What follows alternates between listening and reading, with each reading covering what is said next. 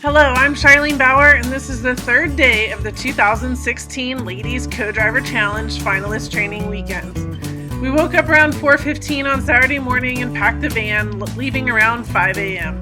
The finalists had no idea where I was taking them, but after a few hours we crossed the California border and then got so close to the Mexico border we had to stop and take a picture. The surprise destination?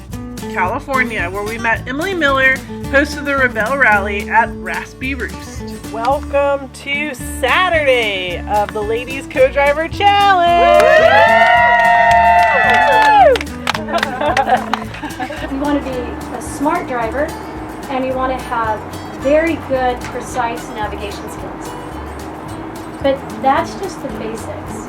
The nuances of doing well in rally is having an incredible teamwork and partnership inside the car. You may find yourself, by doing these things, you're going to be able to go into places and remote locations and be extremely good at knowing how to get where you're going and knowing how to get there safely.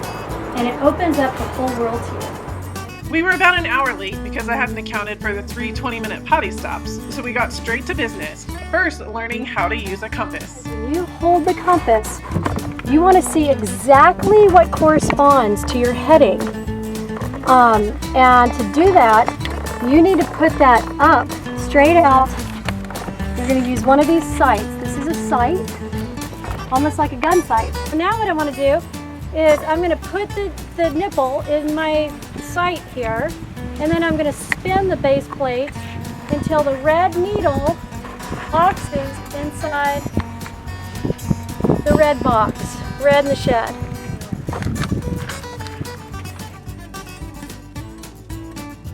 After some classroom training, it was time to head up to an observation deck that had a 360-degree view. We learned about magnetic north, declination, and then how to find and take a heading. Ears everywhere. We're never going to be lost again. It's the greatest.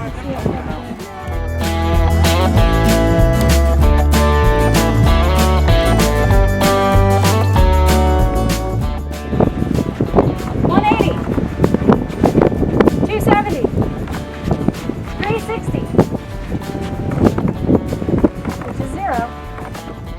It was right around 100 degrees in the desert with a solid wind, so it was time to head back to the classroom to learn how to read a map with the scales, symbols, and features. Hey, I'm going to teach you, you can go up and take a piece of cardboard and turn it into a map board. You can take a real estate sign on the side of the road. You might want to ask. And turn that into your map board. So how do you find how to get from base camp 1 to checkpoint 1? Well, they're already plotted for me. It's a distance, right? So to be extremely accurate, put it right on the bullseyes. Now it was time to learn how to use a plotter on a map, which could either help us find where we were or where we were going, depending on the set of information given. The ladies broke into teams of 2 for an exercise that would take us on our next adventure. Can we have a mileage, please? 0.9.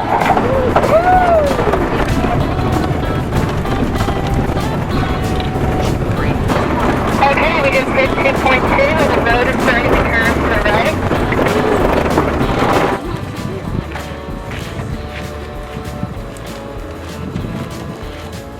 I had 10 co-drivers talking on the rugged radios to get me to checkpoint A, which the girls nailed with precision, using all their tools, including a map, plotter, and compass. If you look really, really closely, you can tell it's to the left of the road. You could have actually used your scale to try to measure a little distance. You were using points to triangulate from. I saw that. So granted, this is only a 5-hour course.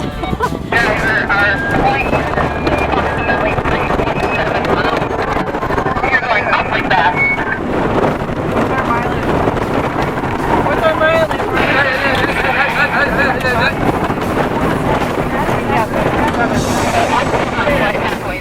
The ladies jumped back in the van excited, and Emily convinced me that getting to checkpoint B would be quick and easy. My concern was the time frame. We were already 2 hours past my leave time, and we had a 5+ hour drive home. A bit of a wild van ride as we hit some soft sand. I was able to get to a hard packed spot within a quarter mile of the checkpoint. But leaving was a different adventure. So if I was going here and I was getting bogged down, would I go this way or would I go that way? Driver. That looks super soft, right? Driver. And this gives me more traction. This is hard.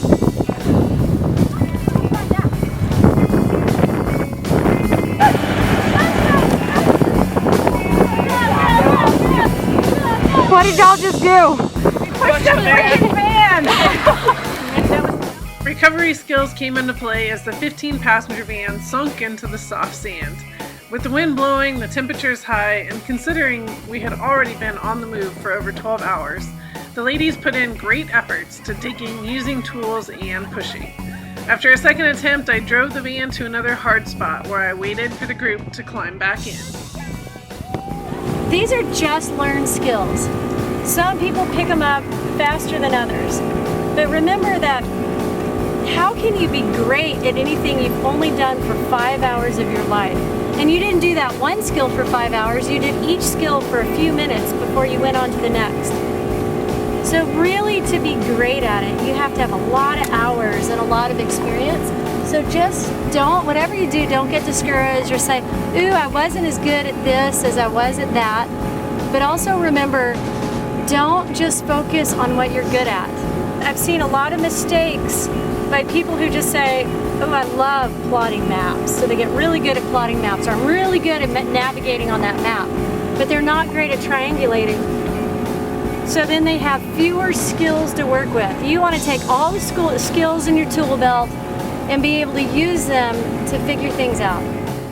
When we left the Raspy Roost and Emily, we still had a 5+ hour drive back to Arizona. With our time schedule being completely off, we headed towards the truck stop where we indulged in Jack in the Box, an awesome $89 bill. Then we trekked back. We did lights out in the van just after 11 p.m. with the front bench seat responsible for talking to me on the way home. We arrived at 2:15 a.m., just in time for the girls to get a shower, a couple hours of sleep in preparation for the next day. To watch the next segment of the training weekend, to discuss this video, or learn more about the Ladies Co-Driver Challenge, visit gymoffroad.com. We're going to go do what we're going to do, and then after we do what we do, then we're going to go do some more do.